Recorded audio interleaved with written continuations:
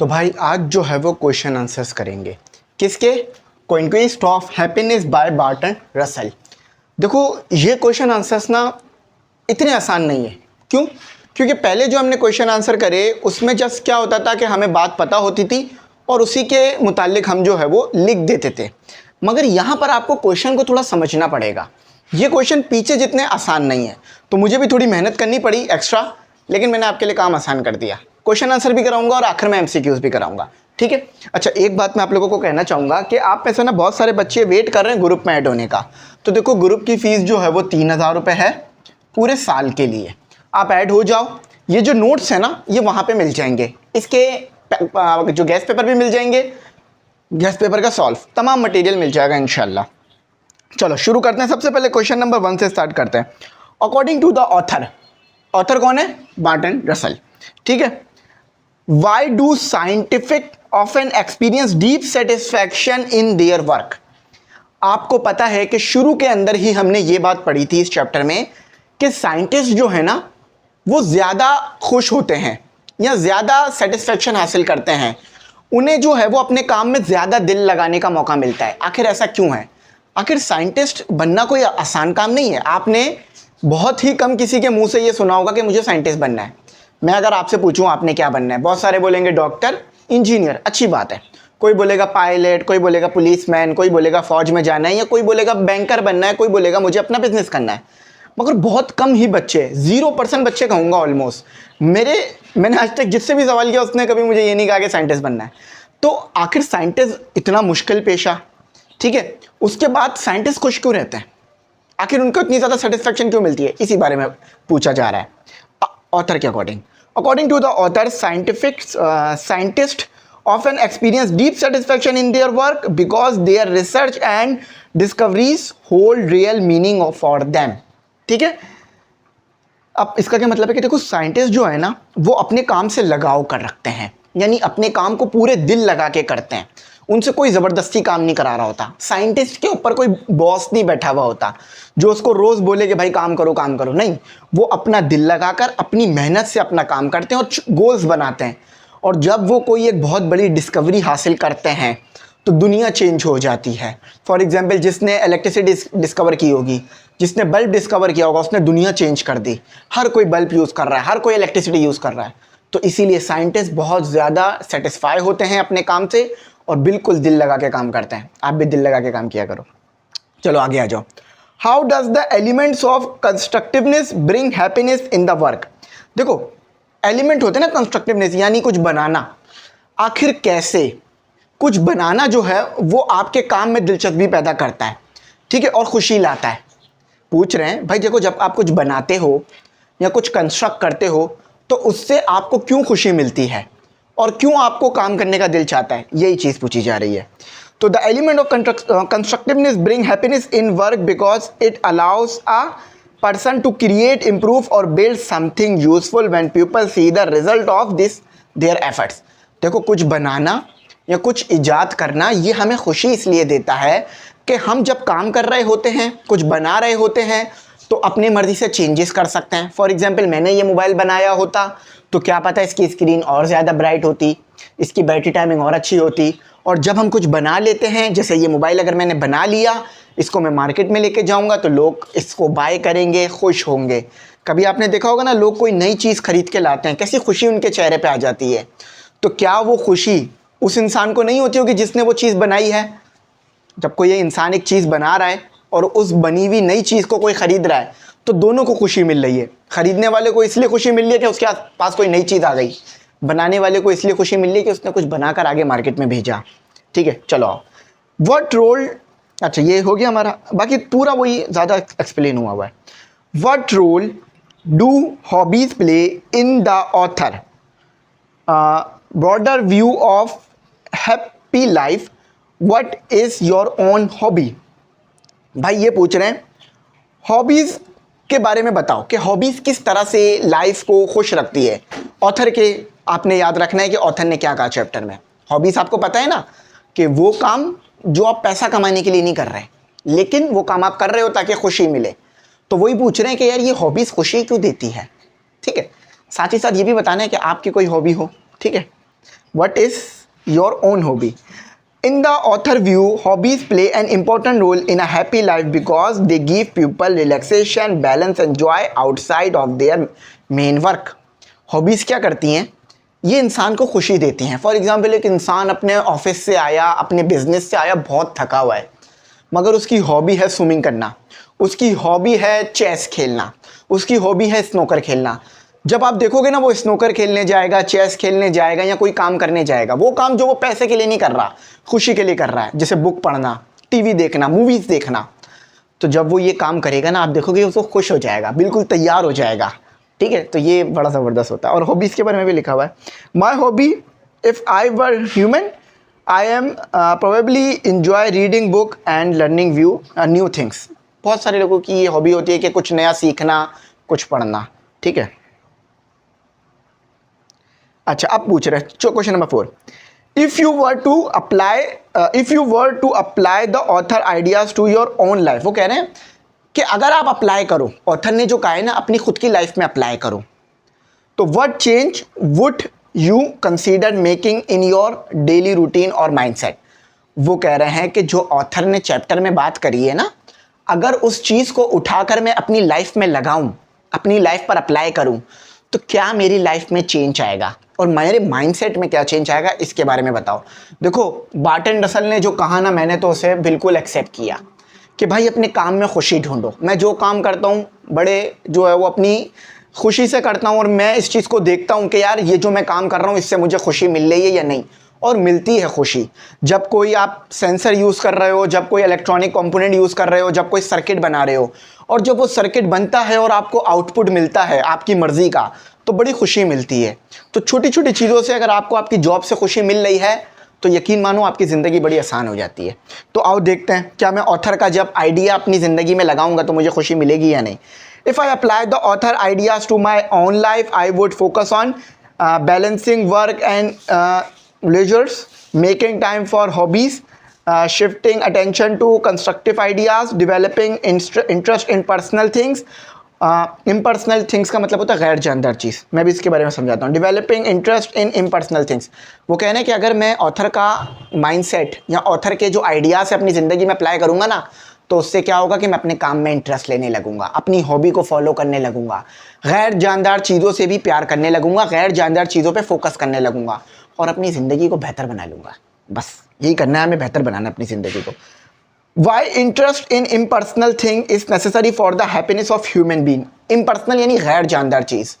वो पूछ रहे गैर जानदार चीज़ के अंदर हमें क्यों हैप्पीनेस ढूंढनी चाहिए या हैप्पीनेस खुशियाँ हासिल करनी चाहिए. Why interest in impersonal thing is necessary, यानी गैर जानदार चीज़ों से मोहब्बत करना, या ये चीज़ हमें खुशी क्यों देती है. फॉर एग्जांपल ये गैर जानदार चीज़ है मोबाइल, लेकिन मैं इससे खुश होता हूँ. कुछ लोग तो मोबाइल से इतनी मोहब्बत करके बैठ गए हैं कि वो अब अपने प्यारों को टाइम देने के बजाय मोबाइल भाई साहिब को टाइम देते हैं.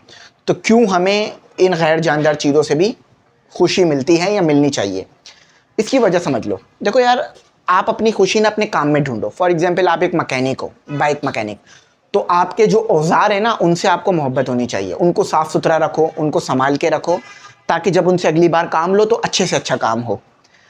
Interest in impersonal thing is necessary for happiness because it helps people stay away from personal worries and problems. जब आप गैर जानदार चीज़ों से में मोहब्बत करोगे ना, फॉर एग्जाम्पल किसी गाड़ी से मोहब्बत कर रहे हो, यार ये गाड़ी है मुझे ये ज़िंदगी में ख़रीदनी है, तो जो ये लोग होते हैं ना जो आपको परेशान करते हैं, आप इनकी परेशानियों से बाहर निकल जाते हो. फॉर एग्जांपल समझो इस तरफ है वो लोग जो आपको तंग कर रहे हैं, इस तरफ है आपकी ड्रीम कार. आपने देखा इन लोगों को जो तंग कर रहे हैं, कभी आपको बुरा बोल रहे हैं, कभी आपके साथ बदतमीज़ी कर रहे हैं, तंग कर रहे हैं, आपको नुकसान पहुँचा रहे हैं. अब आ गए आप अपनी गाड़ी, अपनी ड्रीम कार की तरफ. आपने अपनी ड्रीम कार को देखा, वो बेचारी वैसी खड़ी हुई है, बस सफाई करो उसको चमक जाएगी, उसको अच्छे से अच्छा रखो, उसको अच्छे से अच्छा ऑयल दो, डीजल दो, घूमो फिरो, खुशी मनाओ. देखा, इधर देखो क्या आता और इधर देखो क्या. लेकिन मैं ये नहीं कह रहा कि इंसानों से मोहब्बत ख़त्म कर दो. उन लोगों से जो तंग करते हैं ना, दूर रहो, ताकि आप अपनी ज़िंदगी में फोकस कर सको. Why interest in impersonal thing, ये आई थिंक दोबारा जो है वो आ गया है. हाँ, क्वेश्चन नंबर 6 जो है वो मैं चला दूंगा. ठीक है, क्वेश्चन नंबर 6 में थोड़ी सी गड़बड़ी है, तो वो क्वेश्चन नंबर 6 चल जाएगा, वो आप देख लेना. क्वेश्चन नंबर 7 पर आ जाओ. In your opinion is happiness more depend on internal attitude और एक्सटर्नल सर्कमस्टेंसेस। कह रहे हैं कि आपका क्या ख्याल है, आपका क्या ख्याल है कि जो खुशियां हैं वो आपके अंदर अंदर का जो माहौल है उस पर डिपेंड करती है या आपके इर्द गिर्द माहौल पे। देखो, दो चीज़ें आपको खुश देती हैं। एक तो या तो आप अंदर से खुश हो, यानी आपने किसी के साथ नेकी करी, आपने दुनिया में किसी को भी नहीं बताया कि आपने नेकी करी है, कोई आपने कोई सदका किया है, आपने कोई खैरात किया है, आपने किसी की मदद की है, दुनिया में किसी को आपने नहीं बताया। आपको कोई मोहब्बत हो गई है, आपने दुनिया में किसी को भी नहीं बताई भी वो बात, लेकिन वो मोहब्बत आपके दिल में है, वो खुशी आपके दिल में है। ठीक है, आप कहीं मूवी देखने गए, इन्वायरमेंट देखकर खुश हो रहे हो, तो दो तरह से खुशियाँ मिल रही हैं। एक इन्वायरमेंट से मिल रही है, देखो आप अच्छी जगह पे क्यों जाते हो, पहाड़ों में क्यों जाते हो कि अपना गम भूल जाओ, समंदर किनारे क्यों जाते हो ताकि व्यू ले सको, खुश हो सको। और एक खुशी होती है, और मैं समझता हूँ असल खुशी है दिल वाली खुशी, इंटरनल खुशी, कि जब आप अंदर से खुश होते हो ना, इर्द गिर्द कुछ भी हो रहा फ़र्क नहीं पड़ता। अगर अंदर से उदास हो ना, फॉर एग्जाम्पल कोई इंसान रो रहा है, आप उसको उठा के ले जाओ समंदर किनारे, क्या वो हंसना शुरू हो जाएगा? नहीं। तो खुशी अंदर से आनी चाहिए, यानी अंदर से खुश हो। जब अंदर से खुश होते हो लेकिन मानो खुशी मिलती है। तो I think happiness is more dependent on internal attitude than on external circumstances. बात क्लियर हो गई, मैं ज़्यादा लंबा नहीं पढ़ूंगा, इंग्लिश आपको भी आती है, मुझे भी आती है, कि अंदरूनी खुशी जो है ना यार, आपके पास पैसे नहीं है मगर आप खुश हो कि यार आपने कभी किसी के साथ बुरा नहीं किया। ठीक है, ये वाली खुशी चाहिए ज़िंदगी में। ठीक है, चलो एमसीक्यूज़ पे आ जाओ भाइयों बहनों। जो एक क्वेश्चन मिस आउट है वो मैं चला दूंगा, मसला नहीं है। अच्छा, MCQs number 1, according to the passage many scientifics are among the happiest people because. देखो, हमने पैसेज में पढ़ा है साइंटिस्ट जो हैं, साइंटिफिक बोल दिया आई थिंक मैंने, साइंटिस्ट जो है वो बहुत ज़्यादा खुश रहते हैं। क्यों खुश रहते हैं? आ जाओ, डायरेक्ट राइट आंसर बताता हूँ। They find deep satisfaction in meaningful work, यानी उनको सेटिस्फैक्शन होती है, जो वो काम करते हैं ना वो उससे खुश होते हैं, वो उसमें राज़ी होते हैं। कोई भी साइंटिस्ट किसी को ज़बरदस्ती नहीं बना सकता। आप किसी को ज़बरदस्ती डॉक्टर इंजीनियर तक बना सकते हो, साइंटिस्ट नहीं बना सकते। कभी आपने किसी पेरेंट के मुंह से सुना कि मेरा बेटा साइंटिस्ट बनेगा? नहीं, जबकि साइंटिस्ट तो दुनिया चेंज कर देते हैं।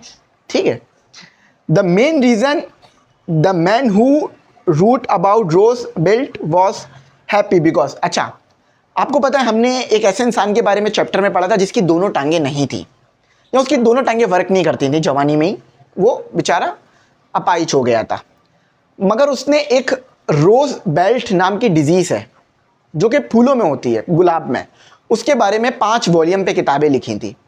तो वो क्यों खुश था यार? उसकी तो बेचारे की टांगें भी नहीं थी, फिर भी खुश था। तो वजह सुनो, found meaning in practising his specialist skills.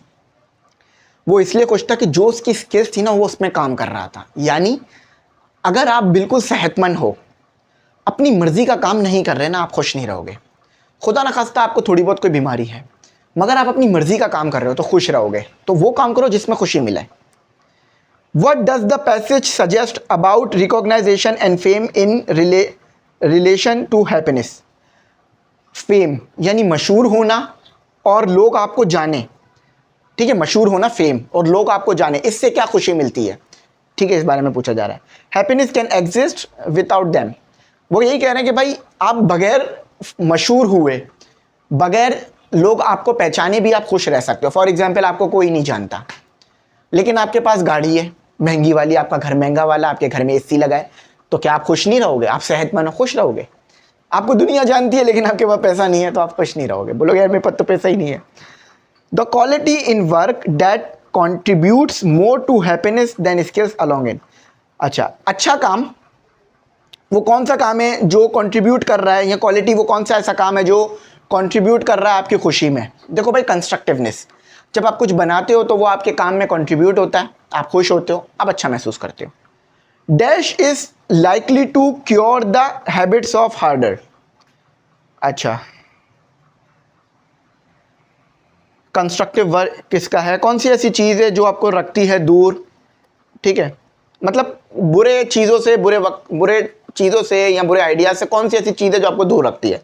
तो कंस्ट्रक्टिव वर्क आपका दूर रखता है। ठीक है, common mistake adults make about hobbies is. वो कौन सा ऐसा मिस्टेक है जो अडल्ट करते हैं वो हॉबीज़ को वैल्यू क्यों नहीं देते? ठीक है, तो भाई हमारे यहाँ ये समझा जाता है कि अगर आप अपनी हॉबी को फॉलो कर रहे हो, फॉर एग्जाम्पल आप किताबें पढ़ रहे हो, कोई नई चीज़ डिस्कवर कर रहे हो, तो आपको लोग बच्चा समझते हैं। भाई क्या किताबें पढ़ रहे हो, कमाओ। भाई कमा तो लिया, पूरा दिन अब किताब पढ़ेंगे ना। ठीक है, तो assuming hobbies are childish and beneath adulthood, यानी लोग ये समझते हैं कि यार ये जो हॉबीज है ना, इनसे दूर रहो और बड़ों से दूर रखो। बच्चों का काम है हॉबीज फॉलो करना, ऐसा नहीं है, हर किसी का काम है। Dash lead to happiness according to the text, क्या चीज़ ले जाती है हैप्पीनेस की तरफ? तो competitive and goals driven affection, आपका काम और आपके गोल्स आपको खुशियाँ देते हैं। आप गोल सेट करो, उसे अचीव करो, खुशियाँ मिलेंगी। And archaeologist take interest in, archaeologist किस में इंटरेस्ट लेते हैं? पत्थरों के अंदर, रॉक के अंदर, क्योंकि उनका काम होता है रॉक पे स्टडी करना। Interest in people and interest in things are, interest लोगों में और इंटरेस्ट चीज़ों में, ये एक दूसरे से मिलती जुलती चीज़ें हैं। समझाता हूँ, कुछ लोग इंसानों से भी प्यार करते हैं, चीज़ों से भी प्यार करते हैं। तो यानी जो हम इंसानों से मोहब्बत कर रहे हैं और जो हमें चीज़ों से मोहब्बत है, वो कुछ कुछ उनमें सिमिलरिटीज़ हैं। एनालॉजीज का मतलब सिमिलरिटीज़ होना।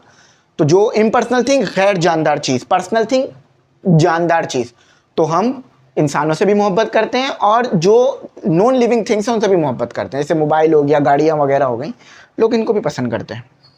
What is the benefits of developing an interest in impersonal thing like history और एस्ट्रोनॉमी? क्या फ़ायदा है कि आप गैर जानदार चीज़ों में इंटरेस्ट रखो या उन चीज़ों से मोहब्बत करो? फॉर एग्जाम्पल जैसे आपको हिस्ट्री के बारे में जानने का बड़ा शौक है, मोहब्बत है आपको इस चीज़ से, तो फ़ायदा ये है, it offers a break from worries and bring balance. जब आप गैर जानदार चीज़ों से मोहब्बत करते हो तो ये जो मोहब्बत है ना, आपको ब्रेक देती है। फॉर एग्जाम्पल आप बहुत परेशान हो, तकलीफ में हो, लेकिन आपने देखा आपकी गाड़ी गंदी हो रही है, आप सारी तकलीफें भूल के गाड़ी साफ़ करना शुरू कर दोगे। तो गैर जानदार चीज़ों में दिल लगाओ, ठीक है, उनसे भी जो है वो अपने काम को जोड़ो। फॉर एग्जाम्पल मैं अपने मोबाइलों को बहुत मतलब साफ़ सुथरा रखता हूँ। देखो मेरा मोबाइल, देखो मेरा मोबाइल साफ़ सुथरा है, ठीक है, देखो कोई मट्टी शट्टी गंदा बनी है। अच्छा आप बोलोगे सर अंदर से दिखाएं, अंदर से भी दिखा देने भाइयों बहनों, ठीक है। ये मेरा टाइम टेबल है, इसमें अंदर से भी देखो साफ़ सुथरा है। क्यों साफ़ सुथरा है? देखो मैंने कपड़ा भी रखा हुआ है ताकि कैमरे पे वो ना जाए, लेंस पे। देखो मेरा मोबाइल बाहर से भी साफ़ सुथरा है, देखो। अब मैं अपने, ये मेरे औजार है, मेरा मोबाइल मेरा औजार है, मेरा कैमरा मेरा औजार है जिसके ज़रिए मैं काम करता हूँ। तो मैं इन्हें साफ़ सुथरा रखता हूँ ताकि ये काम करते रहें। और आपने देखा होगा ना, मिस्त्रियों को, जो घर वगैरह बनाते हैं मिस्त्री, वो जब काम ख़त्म कर लेते हैं ना तो 1 घंटा अपने औजार को धोने में लगाते हैं। अब आप बोलोगे सर क्यों धो रहे हैं, ऐसे ले जाएं, अगले दिन जब आएंगे ना तो गंदा उनको मिलेगा, सिमट जम जाएगी, वो उसको यूज़ नहीं कर सकेंगे। तो आप भी अपनी चीज़ों से मोहब्बत करो ताकि उनसे अच्छा काम लो। मोहब्बत करने से मुराद वो वाली मोहब्बत नहीं जो इंसानों से करते हो, वो वाली मोहब्बत जो उन चीज़ों के लिए ज़रूरी है ताकि वो साफ़ सुथरी रहें, उनसे काम ले सको। तो आई होप मेरी बात अच्छी लगी होगी, समझ में आया होगा। यहीं तक रखते हैं, अगर कुछ ना समझ में पूछ लेना, गाइड करूँगा। मैंने कहा था ना क्वेश्चन थोड़े से मुश्किल है, तो हो गया, कोई मसला नहीं है। थैंक्स फॉर वॉचिंग, अल्लाह हाफ़िज़, कीमती दुआ।